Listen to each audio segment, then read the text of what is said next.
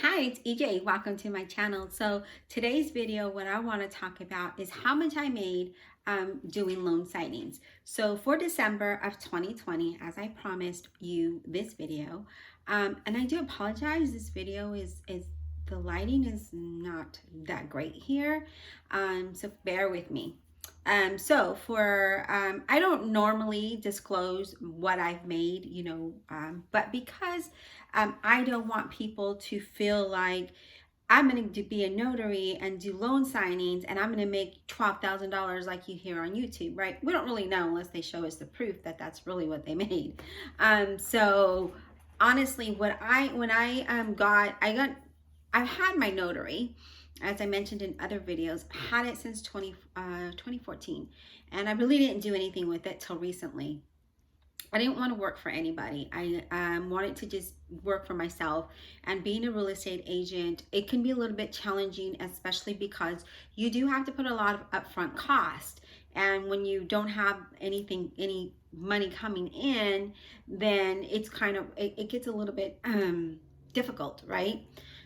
So I thought, let me do loan signings and let me see how this works for me. Maybe I can make enough to keep me afloat till I can get real estate going. So for December of 2020, I actually started getting, my first signings about, I think it was December 21st. So from December 21st, let me take a look. Yeah, December 21st, 23rd, and 28th. Those are the days I got signings for December of 2020. And I made a total of $490. So if you look at it in reality, that's not too bad, right? Because it's a couple of days or a couple hours, but within a few days spanned. But when you think about it, all of the mileage I had to pay toll road, and then your taxes, you're really not taking that much, right? So yeah, although it looks like a lot up front, $490.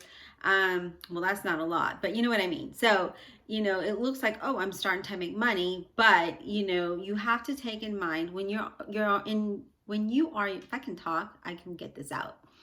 So I want to see. When you are your own boss and you have your own business, you have to take an account for your taxes. Now you could do it quarterly. I prefer to do it once I get it, tax that amount, and put it aside so that I don't have to worry about it quarterly or at the end of the year, however I decide to file my taxes, right? Well, for 2020, that was all I made. So that's well, actually, I didn't get that. I made it in 2020, but I didn't get paid until January of 2021. So, and I still haven't been paid for about two of them. But I should be seeing that soon. I've already reached out. So, anyways, with that being said, that just means that okay, this money is going to be allocated to next year's taxes, right? So what I did was took that money, multiplied it by, I just put 30%, and then took that money, put it aside. That way I have it covered because I don't need nothing creeping up on me, not with the IRS. They don't play. So for January, let me go ahead and go into January. I made these Excel spreadsheets so that I can keep track, and then I put the date of that I got the note or the assignment and the persons and the signing company and all that good stuff on there, so I can keep track when I got paid, so I can know when these companies pay and if I want to continue to work in that format. And then also taking the taxes out so I could really see my net. Okay, so for January I made $125. Now January is a little different for me, so let me explain. I did those two signings. I haven't been paid for them as of yet, but I did have some scheduled. So I had some scheduled. I think it was like let me look, second week of January. And I had to cancel them. I had to get them reassigned because I was, staying at my daughter's house, and her boyfriend came back positive for COVID, and I thought the right thing to do was to reassign those assignments because I didn't want someone to have gotten it, even though I've tested negative. to have gotten it in because of me, right? Because I can be carrying that germ. You just never know. So I thought the right thing to do was to get those reassigned, which I did. Otherwise, I would have had, one of them was $150 and the other two were $200. So I would have made more. And in the same time frame, from that time, from the middle of January to the end of January, it was kind of quiet, but towards the end of January is when, like, it was all in one day that I got a lot of notifications. I even got direct text message to me from signing companies asking me if I was available, and even a direct email. And I wish I would have taken it. I think I probably would have made about $1,000 or more had I been available.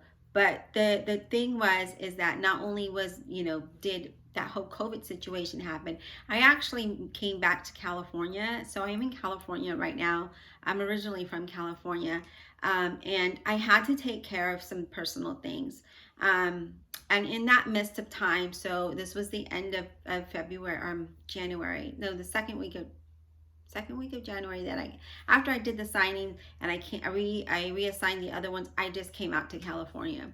So I've been out here for about what? I don't know, 3 weeks, 4 weeks now. 1, 2, 3 weeks, going on 4 weeks. Yeah, maybe going on 4 weeks.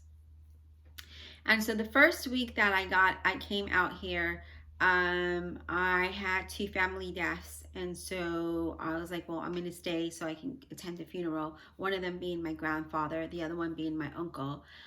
So really sad, tragedies there. But, so I decided to stay and take care of that. In that same week, I was offered a remote job, full-time job with the company. And at first I did not want to take it because I really do want to work for myself. But then I decided I don't have any income coming in and I'm not in Texas to do these signings. So I went ahead and accepted it. And right now I'm doing this video during my lunch hour. And so I decided to take that for now. And I'll decide if, I did. So let me back up. So I decided to take the full-time job, and I'm working from home. I did do the 6 hours, the 6-hour California course. I passed that. I scheduled my exam because they didn't have anything ready until March. So March 13th, I believe, I don't know, some second week of March, I will be taking the exam, the Notary Commission exam, and then seeing if I can pass that. And then maybe do that out here as well, well, I can't do it in Texas because I'm not there, but do that, get my Notary Commission here in Los Angeles and see how that works. And if that works for me, then I can just stay out in California rather than going to Texas. Although I was hoping to be in Texas only because I am licensed realtor there and it is less expensive to live there. And I honestly don't want to work for somebody. I really don't. With what I get paid, I actually accepted a job that actually pays way less than what I normally would make. And I only took it just to have income, right? We have to do what we have to do. And I'm not feeling it. I'm just not feeling it. But, I'm like, it's remote. Just do it for now until you can get something set up. So my goal is to hopefully get my commission and then make enough to where I could just resign from that position and do that full time. Now, I don't know if that's going to happen, right? Now, I also have studied for my California real estate exam, and I have to take the exam, but they're not accepting anyone at this moment. I actually, let me see, I pulled it up, and I have been looking to see when they are going to open up, and it says as needed basis. So they're not scheduling anybody, it's an as needed basis. I don't know what that definition means to them, right? Because I need my real estate license. If I can get it in California and do that here and do notary, then I think I can get something going. My other alternative is, I do have other sorts of ways that I make income. But I do have to invest in better machines so that I can so I make handbags and wallets and stuff like that. I have an Etsy shop, And I need an industrial sewing machine so that I can make the leather handbags, really nice leather handbags where you don't have to pay $2,500 for, right? But I have to invest in a better machine. So in order to do that, I have to make money. But whatever I am making, my Etsy shop does good. I also get requests from my Instagram, and word of mouth, right? So I do make sales of that, but not enough to live off of. So I need to figure out. I know this is a long video. This isn't what you came for, right? But I wanted to give you an idea of the other streams of income that I do. Maybe I'll do a separate video for that. But so anyways, that is what I made for the month of December of 2020 and January of 2021. And as of now, obviously I can't accept any assignments, but I have to tell you, it is picking up in Austin. I am getting text messages, direct text message, and emails. And I actually got a phone call asking me if I was available. I even had a previous client that I did a signing for reach out to me and ask me if I wanted to do a signing for him. I think they were trying to do a HELOC. Now, in the state of Texas, you have to be at a title company or lawyer's office in order to do those. And I think I explained in one video where that was part of my January, where I had those two. They were $150 each. And then because I didn't have a title office to sign them at, or a lawyer's office, they took them back. So that would have been an additional, $300 had they not taken it back and I had a place to sign, but I didn't. So there goes that, right? But I have had that same title company reach out to me and ask me to do these HELOC signings. And again, I had to decline them. But I really think I would have made a decent amount of money in January. Not enough to survive off of, not enough to live off of, no, definitely not. Like, I don't think I would have made enough to pay rent or, maybe just enough for my car payment and insurance and phone bill, but all the credit cards would not get paid. So that's the reason why I was like, when this full-time position was offered to me, that I took it, because then it will bring in that income, that cash flow that I need. But hopefully I can eliminate that soon. Anyway, I know I'm rambling now and I'm going on to different topics, but I just kind of want to give you an understanding for those people out there that are thinking of becoming a notary and doing loan signings. It's a hustle. Yes, you do have to work a lot. You do have to sign up with a lot of companies, which I did. I signed up with a lot of companies. A lot of them are out of business. A lot of them are not taking any more notaries. And then trying to go direct is a little challenging during these times that we're in, right? But I've tried to do that as well. But I actually had title companies reach out to me. So I don't know. And that was in Texas. But definitely, I don't really feel like, in Austin, Texas, that the notary world is booming like it should, or like you may hear on YouTube. And again, it depends in the area where you live. So we'll see if I can get commissioned here in California, and specifically in LA County, because that's where I actually live, in the borderline of LA County and Orange County. So I can do both very easily. And San Bernardino County. So that's kind of weird where I live, because if I go 3 blocks, I'm in San Bernardino County, and then if I cross the street, I'm in LA County, and then if I go like 3 miles up, I'm in Orange County. So it's kind of weird where I live. But if I can get commissioned and do those 3 counties, that would be great if it works out that way. So we shall see. We'll see what, in March, if I can pass this notary exam. I think it was pretty simple. The 6-hour one wasn't really 6 hours. I did it online and it was quick. It wasn't hard at all.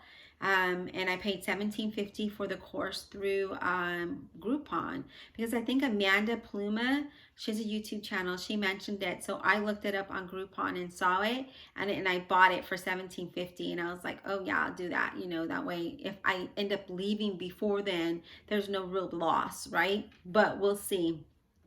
We shall see. So yeah, stay tuned for upcoming videos. I think I'm going to talk a little bit about real estate and different ways that I make money. You know, my schedule's a little tight right now. I'm Friday flying to Northern California to my grandfather's funeral, and then you know I have my uncle's funeral at the end of the month. So in the midst of all the other things that I do, I'm going to see if I can make time to do a video. And I do apologize. We're now at 15 minutes, and I'm just rambling. All right, I hope you found this informative, and you know, just do your due diligence if you're looking to be a notary loan signing agent. Look in your area and see, you know, is it going to be worth it now, or are you doing this in an addition to your already full-time income? Because if it is, then that's, you know, you can make a few $100s extra to help you get out of debt or to save or whatever your situation is. All right, so now I'm really going to end the video here. I hope you have a good day, and we'll talk soon. Bye.